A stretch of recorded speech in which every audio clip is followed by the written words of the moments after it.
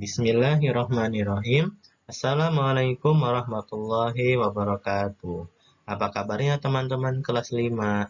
Semoga kalian sehat dan senantiasa dilindungi oleh Allah Subhanahu wa taala. Amin. Alhamdulillah ya teman-teman, kita bertemu lagi di pekan ini. Pak Fiski berharap kalian tetap bersemangat untuk menuntut ilmu, walaupun belajar secara daring atau online. Ya, alhamdulillah.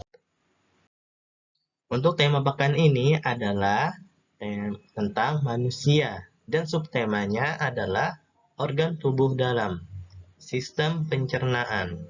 Tubuh dalam, sistem pencernaan. Makanan yang kita makan akan diurai atau diproses oleh sistem pencernaan menjadi energi, komponen penyusun sel dan jaringan, serta nutrisi yang dibutuhkan oleh tubuh.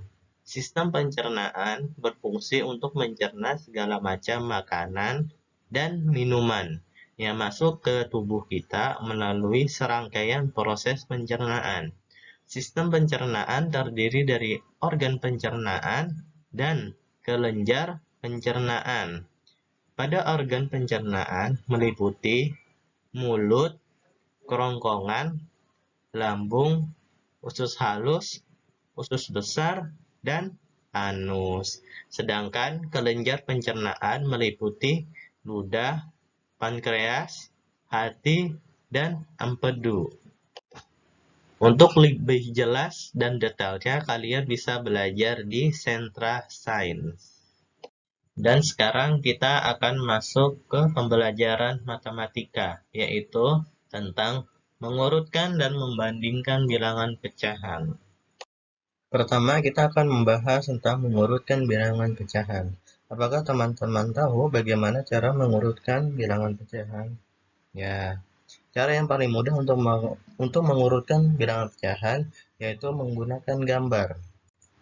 Misalnya, ini jika ada soal seperti ini ya, 1/2, 1/7, 1/5, 1/4, 1/6, 1/3.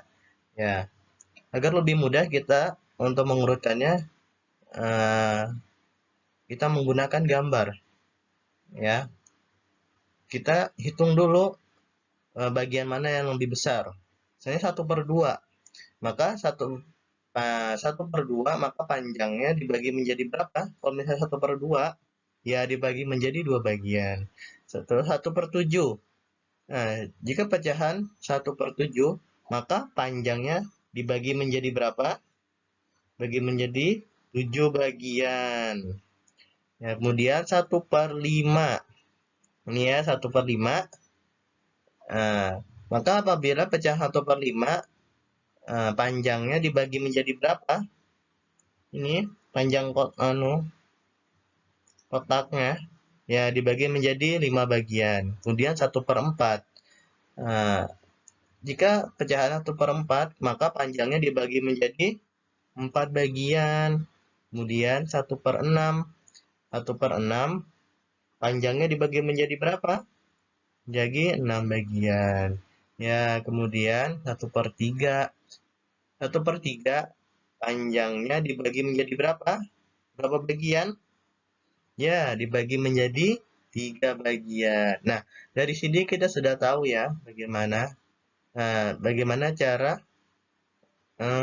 mengurutkannya, karena kita sudah tahu mana bagian yang paling besar, mana bagian yang kecil. Ya, pertama kita mengurutkan bagian yang terbesar, yaitu 1/2. Kemudian 1/3, 1/4, 1/5, 1/6, 1/7. Ya, untuk contoh selanjutnya kita bisa lihat di sini ya. Ya, ini yang kasih tanda merah ini ya. Ini contoh pertama. Nah, misalnya kalian disuruh untuk mengurutkan dari yang terbesar ke terkecil.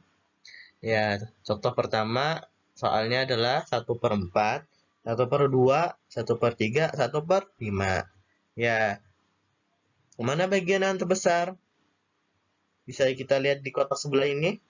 Mana yang terbesar? Apakah 1/4 Apakah 1/3? Apakah 1/5? Apakah 1/2? Ya, bagian yang terbesar adalah 1/2. Kemudian 1/3. Kemudian 1/4, 1/5. Kemudian contoh yang kedua yaitu soalnya 1/7, 1/4, 1/6, 1/5. Nah, mana pecahan yang terbesar? Ya, pecahan terbesar adalah 1/4.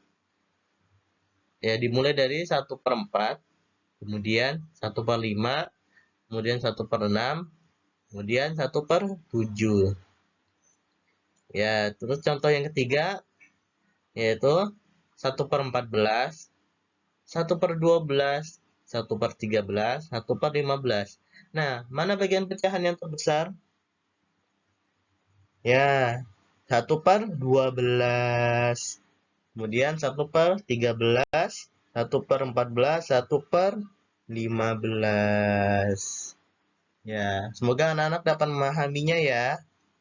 Ya, selanjutnya, pesan kedua, kita akan membahas tentang membandingkan pecahan. Nah, jika panah ini menghadap ke kiri, maka ia menandakan lebih kecil.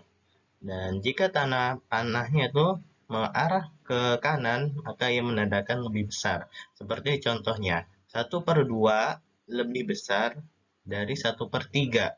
1/3 lebih besar dari 1/4. 1/4 lebih besar dari 1/5. 1/5 lebih besar dari 1/6.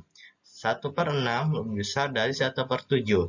Nah, untuk contoh yang kedua yaitu menandakan lebih kecil yang panahnya menghadap ke kiri. Contohnya, berarti 1/7 lebih kecil daripada 1/6. 1/6 lebih kecil daripada 1/5. 1/5 lebih kecil daripada 1/4.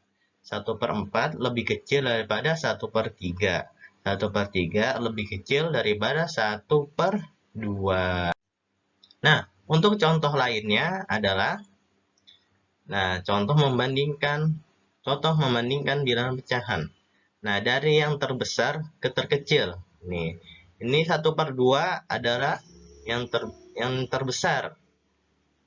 Kemudian 1/2 lebih besar daripada 1/3. 1/3 lebih besar daripada 1/4. 1/4 lebih besar daripada 1/5.